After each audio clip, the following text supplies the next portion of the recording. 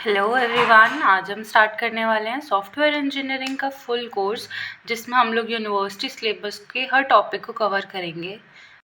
तो let's get started. देखिए, basically software engineering है क्या? सॉफ्टवेयर इंजीनियरिंग दो वर्ड्स के अप्रोच से बनता है, software and engineering, which means कि हम लोग एक सॉफ्टवेयर को डेवलप कर रहे हैं और उसको एक मेंटेनेंस दे रहे हैं एक टाइम तक। Okay, so software engineering is defined as a systematic and quantified work approach for the development, operation and maintenance of a software। वही बात लिखिए, देखिए कि सॉफ्टवेयर इंजीनियरिंग को एक सिस्टमैटिक क्वांटिफाई अप्रोच बताया गया है। ओके, जिसमें हम लोग एक डेवलपमेंट करते हैं, एक मेंटेनेंस करते हैं अपने सॉफ्टवेयर की। Software engineering is a framework for building software and engineering approach for a software development. ये एक फ्रेमवर्क को, यानी कि एक सॉफ्टवेयर को बिल्ड करने के लिए हम लोग क्या क्या प्रोसेस लगती है, क्या क्या सिस्टम यूज़ करते हैं। Tools, methods, process and quality focus, ये चार चीज़ें होती है। टूल्स यानी कि हमें क्या क्या टूल्स की नीड पड़ती है, जैसे कि JIRA, जीरा, ये एक लाइक अप्रोच होती है जिससे हम लोग वैलिडेशन करते हैं। ठीक है। मेथड्स यानी कि हम लोग को क्या क्या टेक्निकल सपोर्ट चाहिए होता है हमारे सॉफ्टवेयर को बिल्ड करने के लिए। एंड प्रोसेस, ये बेसिकली एक फाउंडेशन होता है सॉफ्टवेयर इंजीनियरिंग का, कि हम लोग क्या क्या प्रोसेस लेके उस सॉफ्टवेयर को बिल्ड कर रहे हैं। And quality focus, as you all know. Next है कैरेक्टरिस्टिक्स ऑफ सॉफ्टवेयर। हम लोग जो सॉफ्टवेयर बना रहे हैं उसकी क्या क्या कैरेक्टरिस्टिक्स होने वाली है। सो पहला होता है फंक्शनैलिटी। फंक्शनैलिटी रेफर करती है कि हमारा जो सॉफ्टवेयर बन रहा है उसकी क्या एबिलिटी है, वो कैसा परफॉर्म कर रहा है, कैसे वो अपने फंक्शंस को परफॉर्म कर रहा है। सेकेंड है यूजेबिलिटी। यूजेबिलिटी मतलब हमने जो सॉफ्टवेयर डेवलप किया है वो एटलीस्ट यूज़र फ्रेंडलीनेस तो होना चाहिए ना। यानी कि अगर मैं एक सॉफ्टवेयर डेवलप कर रही हूँ और आप अगर उसको यूज़ कर रहे हैं तो उसमें आपको लाइक कम से कम एफर्ट और कम से कम एफर्ट लगा के, कम से कम टाइम लगा के आपको सॉफ्टवेयर को चलाना आ सके। ओके।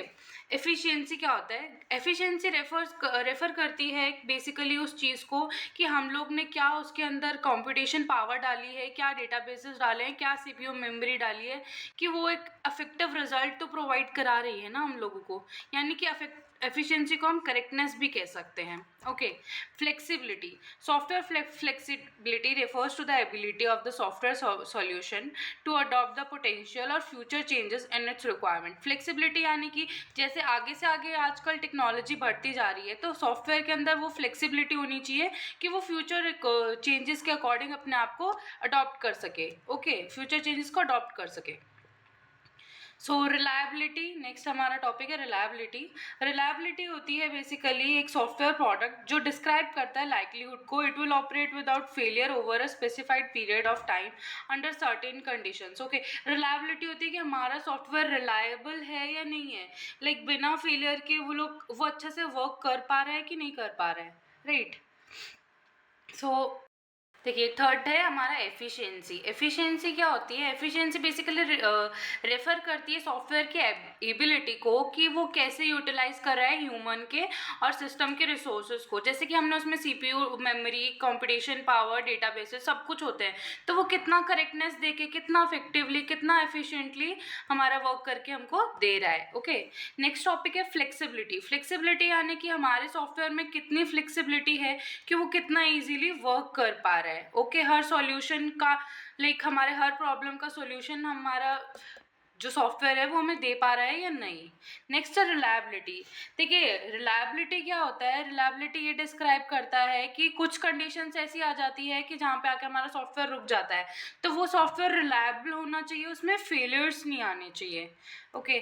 सो नेक्स्ट टॉपिक है सॉफ्टवेयर डेवलपमेंट। देखिए, सॉफ्टवेयर डेवलपमेंट क्या होता है? It is defined as the process of designing, creating, testing and maintaining computer programs and applications. So guys, ये चीज़ को आप लोग रट लीजिए, क्योंकि ये जो है वो हमारा फाउंडेशन है, वो कोर चीज़ है कि सॉफ्टवेयर डेवलपमेंट कैसे होता है। उसको पहले हम डिज़ाइन करते हैं, ठीक है, क्रिएट करते हैं, टेस्टिंग करते हैं और उसकी मेंटेनेंस करते हैं। ये जो चार टॉपिक है ये बहुत मेन टॉपिक है, आप लोग हमेशा याद रखिएगा। Designing, creating, testing and maintaining. Okay. तो टाइप्स ऑफ सॉफ्टवेयर देखिए, हमारे पास सिस्टम सॉफ्टवेयर होता है, एम्बेडेड सॉफ्टवेयर होता है, एआई सॉफ्टवेयर होता है, एप्लीकेशन सॉफ्टवेयर होता है, प्रोग्रामिंग सॉफ्टवेयर होता है, तो बहुत सारे तरीके के सॉफ्टवेयर्स देखे जा सकते हैं। ओके, सो नेक्स्ट टॉपिक है हमारा प्रॉब्लम डोमेन। गाइस देखिए, बहुत इंपॉर्टेंट टॉपिक है ये प्रॉब्लम डोमेन, तो इसको समझना बहुत ज़रूरी है।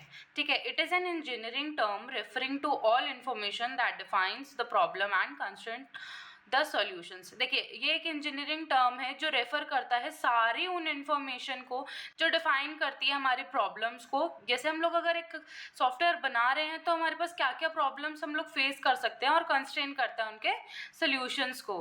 ठीक है, it include the goals that owner wishes to achieve. देखिए, प्रॉब्लम डोमेन बेसिकली क्या है, ये इंक्लूड करता है उन गोल्स को जो कि ओनर यानी कि डेवलपर जो विश करता है कि वो चीज़ें वो अचीव कर सके उसके अंदर। ओके, जो हम अब देखिए, the commonly use problems related with the software are discuss below. यानी कि हम लोग जो कॉमनली फेस करते हैं ना प्रॉब्लम्स सॉफ्टवेयर बनाने के टाइम पे, तो हम लोग अभी वो प्रॉब्लम्स के बारे में डिस्कस करते हैं।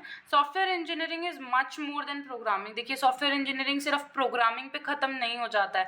प्रोग्रामिंग का मतलब होता है सिर्फ एक प्रोग्राम लिख देना। सिर्फ एक प्रोग्राम लिख देने से ही तो सिर्फ सॉफ्टवेयर इंजीनियरिंग नहीं कंप्लीट हो सकती है ना, क्योंकि उसके अंदर बहुत बहुत सारी और भी चीज़ें होती है, जैसे कि टेस्टिंग, मेंटेनिंग और भी बहुत सारी चीज़ें होती है। Software is expensive. ठीक है, सॉफ्टवेयर एक्सपेंसिव भी हो सकता है बहुत टाइम, तो ये भी एक प्रॉब्लम हो जाती है।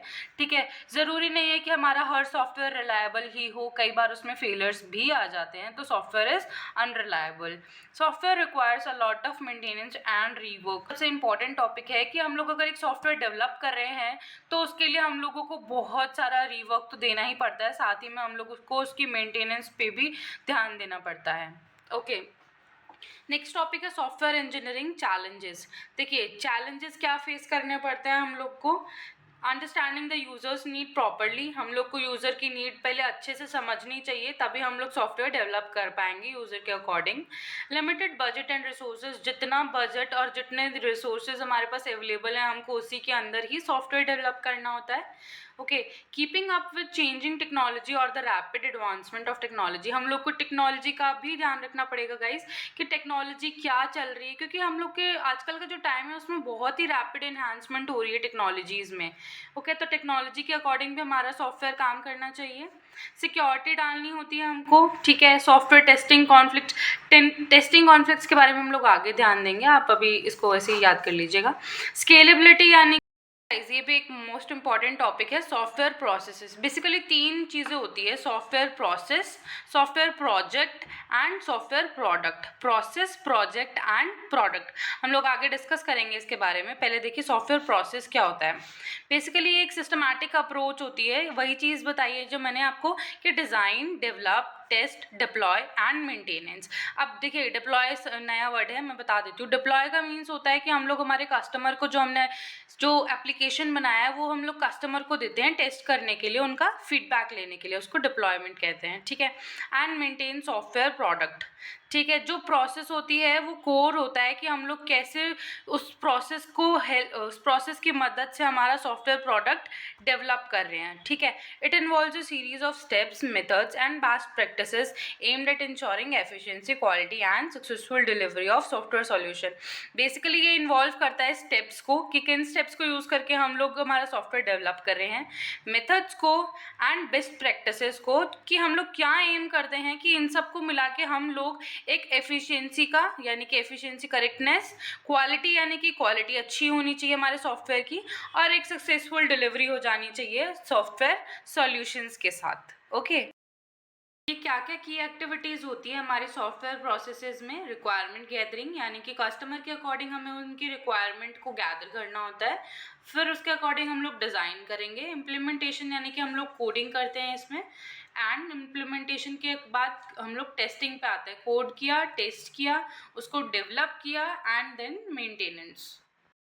नेक्स्ट है guys software project. Basically software project होता क्या है, जब भी हम लोग कोई सॉफ्टवेयर डेवलप कर रहे होते हैं तो स्टार्टिंग फेज से लेके उसके एंडिंग फेज तक जब तक वो सॉफ्टवेयर डेवलप नहीं हो जाता तो वो फेज हमारा कहलाता है सॉफ्टवेयर प्रोजेक्ट। तब तक हम लोग उसको कहते हैं सॉफ्टवेयर प्रोजेक्ट। उसके अंदर जो जो फेजेस आएंगे वो सारे फेजेस सॉफ्टवेयर प्रोजेक्ट के अंदर कहलाएंगे।